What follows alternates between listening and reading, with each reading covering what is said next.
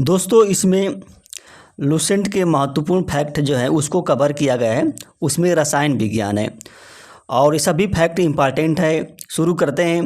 Neutron की खोज किसने की थी? तो देखिए न्यूट्रॉन की खोज चैडविक ने की थी। आप इसको कोड से कैसे याद कर सकते हैं, ट्रिक से आप नीचे लिख दीजिए। नीचे एक शब्द होता है, नी से बना लीजिए कि न्यूट्रॉन, च से क्या है चैडविक, यानी कि न्यूट्रॉन की खोज किसने की थी? चैडविक ने की थी। इसी तरह से प्रोटॉन की खोज किसने की थी? तो गोल्डस्टीन ने की थी। किसने? गोल्डस्टीन ने की थी। इसका ट्रिक क्या है? पीजी, यानी कि पी से प्रोटॉन, जी से गोल्डस्टीन स्टीन। इसी तरह से आप अनियन, चींटी के डंक में कौन सा अम्ल पाया जाता है? देखिए चींटी है, इसके डंक में कौन सा अम्ल पाया जाता है? तो मेथेनोइक अम्ल पाया जाता है, मेथेनोइक। जो अम्ल का जो जलीय विलयन है ये नीले लिटमस को क्या कर देता है? लाल कर देता है। नीले लिटमस को लाल कर देता है। देखिए ये कोड याद कर लेंगे, अनिल, अनिल याद कर लेंगे तो आप हमेशा ज़िंदगी भर नहीं भूलेगा। और जो अ से अम्ल, नी से नीला लिटमस, ल से लाल, यानी कि जो अम्ल जो होता है वो नीले लिटमस को क्या कर देता है? लाल कर देता है। आज से जो अम्ल जो होता है वो नीले लिटमस को लाल कर देता है। नीला आप कोड याद कर लेंगे तो आप भूलेगा नहीं। और जो क्षार होता है वो लाल लिटमस को नीला कर देता है, उल्टा करता है जो क्षार जो होता है। तो वायुमंडल में नाइट्रोजन की मात्रा कितनी होती है? देखिए वायुमंडल में 78% जो होता है नाइट्रोजन होता है। और सिलिकॉन कार्बाइड का दूसरा नाम क्या है? कार्बोरेंडम है। सिलिकॉन कार्बाइड का दूसरा नाम क्या है? कार्बोरेंडम है। वाहनों से निकलने वाली जो प्रदूषित गैस कौन है? सबसे जो प्रदूषित गैस है कार्बन मोनोऑक्साइड है। कौन? कार्बन मोनोऑक्साइड है। कार्बन मोनोऑक्साइड की जो विषैली प्रकृति है इसको कौन सा समाप्त कर देता है? जो कार्बोलिक अम्ल जो है, ये जो कार्बन मोनोऑक्साइड की जो विषैली प्रकृति है उसको समाप्त कर देता है। उदासीन जल का पीएच मान कितना होता है? देखिए उदासीन जल का पीएच मान 0 नहीं होता है बल्कि 7 होता है, 700 होता है उदासीन जल का। ये गलत हो गया।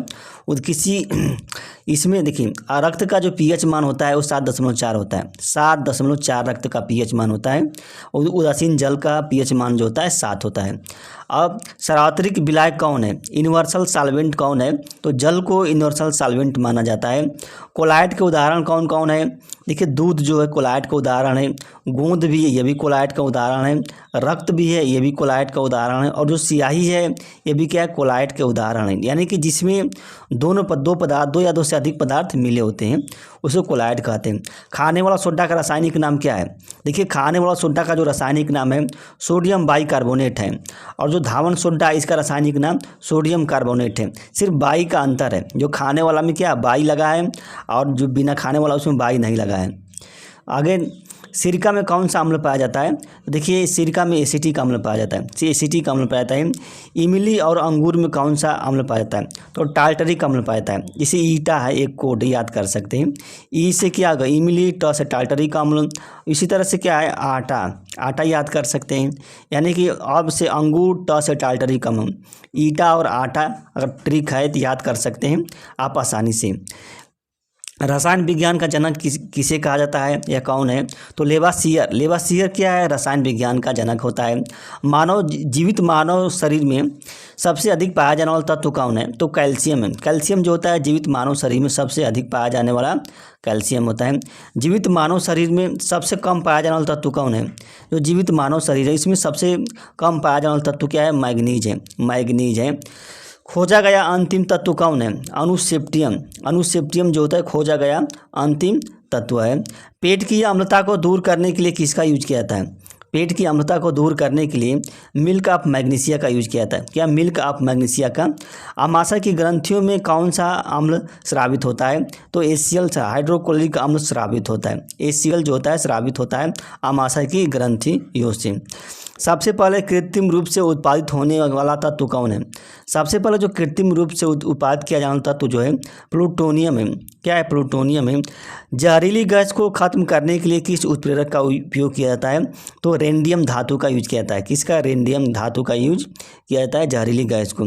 अम्लराज में क्या क्या होता है? देखिए अम्लराज में जो होता है 3 भाग जो होता है एसीएल होता है और 1 भाग जो होता है नाइट्रिक अम्ल होता है। 3 भाग एसीएल।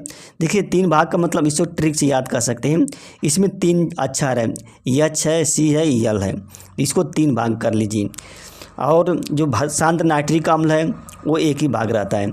बारूद बनाने में किसका यूज किया जाता है? तो पोटेशियम नाइट्रेट है, इसका यूज किया जाता है बारूद बनाने के लिए यूज किया जाता है। तरल अवस्था में पाया जाने वाला अधातु कौन है? देखिए तरल अवस्था में पाया जाने वाला अधातु कौन है? ब्रोमीन है। ब्रोमीन जो है तरल अवस्था में पाया जाने वाला अधातु है। आयोडीन का महत्वपूर्ण स्रोत क्या है? तो जैसे समुद्री खरपतवार जो है आयोडीन का महत्वपूर्ण स्रोत है। और आप ये तो पढ़ लिए हैं, ये भी पढ़ लिए हैं। पौधों में नाइट्रोजन जो होता है किस रूप में लेते हैं? जो पौधे जो होते हैं वो नाइट्रोजन को किस रूप में लेते हैं? तो वो नाइट्रेट के रूप में लेते हैं। किससे? नाइट्रेट के रूप में लेते हैं। क्लोरोफ्लोरोकार्बन, इनके यौगिकों को क्या कहा जाता है? तो फ्रियान कहा जाता है। फ्रियान यानी कि फ्रियान में क्लोरोफ्लोरोकार्बन CFC कहते हैं जिसे क्लोरोफ्लोरोकार्बन। और नाइट्रिक ऑक्साइड का उपयोग किसके लिए किया जाता है? देखिए नाइट्रिक ऑक्साइड का जो यूज होता है हृदय रोग की चिकित्सा के लिए किया जाता है। हृदय रोग की चिकित्सा के लिए किया जाता है नाइट्रिक। और जो वियाग्रा ड्रग्स है इसको बनाने के लिए किसका यूज किया जाता है? तो नाइट्रिक ऑक्साइड का यूज किया जाता है। किसका? नाइट्रिक ऑक्साइड का यूज किया जाता है।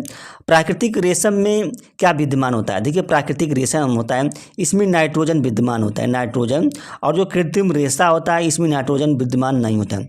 कृत्रिम रेशम में नाइट्रोजन विद्यमान नहीं होता है। सबसे भारी धातु कौन है? देखिए सबसे जो भारी धातु है ओस्मियम है। ओस्मियम सबसे भारी धातु ओस्मियम। सबसे हल्का धातु जो है लिथियम है। लिथियम जो होता है सबसे हल्का धात्विक तत्व है। भारी जल की खोज किसने की थी? अब देखिए भारी जल की जो खोज है यूरे एवं वासवर ने की थी। यूरे एवं वासवर ने क्या भारी जल की खोज की थी। शुष्क बर्फ के रूप में किसका यूज किया जाता है? देखिए ठोस कार्बन डाइऑक्साइड है, इसका यूज जो होता है शुष्क बर्फ के रूप में यूज किया जाता है। न्यूट्रॉन मंदक के रूप में किसका यूज किया जाता है? तो जो भारी जल होता है इसका न्यूट्रॉन मंदक के रूप में यूज किया जाता है। जो साबुन के साथ आसानी से झाग देता है उस जल को क्या कहा जाते हैं? तो मृदु जल कहते हैं। मृदु जल जो कहते हैं जो साबुन के साथ आसानी से झाग देता है उसे मृदु जल कहते हैं। और परमाणुविक जो घड़ी होती है उसमें टाइम कीपर के रूप में किसका यूज किया जाता है? परमाणुविक जो घड़ी होती है तो टाइम कीपर के रूप में सीजियम का यूज किया जाता है। किसका? सीजियम का यूज किया जाता है। और लेड पेंसिल जो होता है इसमें लेड का मात्रा कितनी होती है? लेड की मात्रा जो होती है लेड पेंसिल में 0 होती है। कितना? 0 होती है लेड पेंसिल में। उत्कृष्ट धातु कौन कौन है? अब देखिए उत्कृष्ट धातु जो है गोल्ड को क्या उत्कृष्ट धातु कहा जाता है? प्लेटिनम है यह भी उत्कृष्ट धातु है। सिल्वर है यह भी उत्कृष्ट धातु है। मरकरी है यह भी क्या उत्कृष्ट धातु है।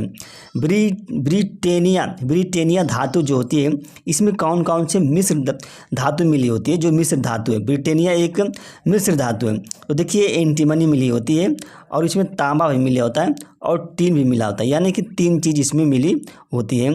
एंटीमनी ये इसमें यस है, इसमें यस है, एंटीमनी और तांबा। और सबसे कठोर धातु कौन है? क्रोमियम। क से याद कर सकते हैं, इसमें भी क लिखा है, इसमें भी क लिखा है।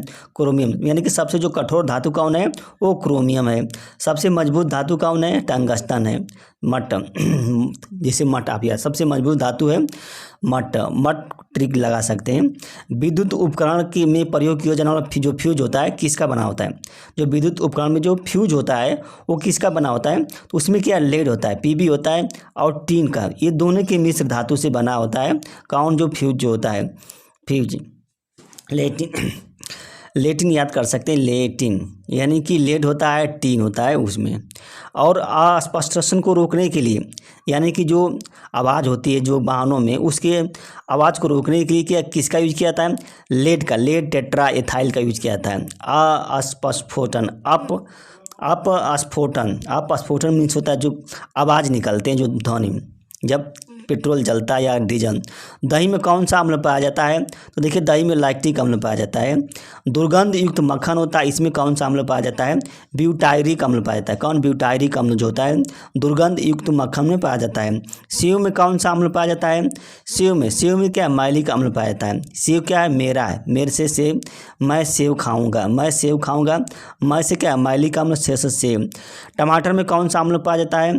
टमाटर में ऑक्जैलिक अम्ल पाया जाता है। कौन? ऑक्जैलिक अम्ल पाया जाता है टमाटर में। जिंक फॉस्फाइड का यूज किस में किया जाता है? देखिए जिंक फॉस्फाइड का जो यूज होता है उसका चूहा मारने की दवा में यूज किया जाता है। जैसे चूहा मारने की दवा होती है, इसमें जिंक फॉस्फाइड का यूज किया जाता है और ये इसे कृंतकनाशी भी कहा जाता है। किसे कृंतकनाशी भी कहा जाता है। और अगला क्वेश्चन है, सबसे अधिक अस्थायी तत्व कौन है? सबसे अधिक अस्थायी तत्व कौन है? सीसा। इसमें भी है, इसमें भी है सीसा। सबसे अस्थायी तत्व कौन है? सीसा है। लिथार्ज किसे कहा जाता है? देखिए लिथार्ज जो होता है, लेड ऑक्साइड को लिथार्ज कहा जाता है। नीला थोथा किसे कहते हैं? कापर सल्फेट को क्या है? नीला थोथा कहते हैं। नीला थोथा जो कापर सल्फेट को। वायुयान के निर्माण में किसका यूज किया जाता है? जो पैलेडियम धातु जो होती है वायुयान के निर्माण में किया जाता है। विद्युत धारा का सर्वोत्तम चालक कौन है? चांदी और तांबा है। चांदी और तांबा जो है विद्युत धारा का सर्वोत्तम चालक है।